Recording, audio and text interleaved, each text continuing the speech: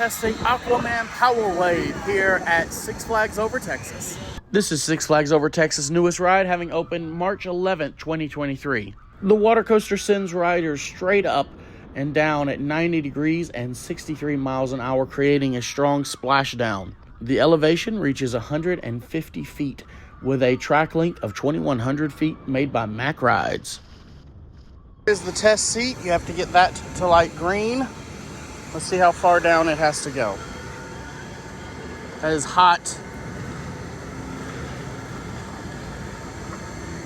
There it is. Oh, so it's green. That's how much room you have.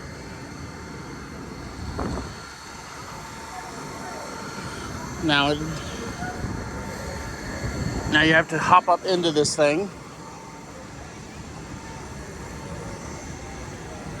I can barely get my gut under it.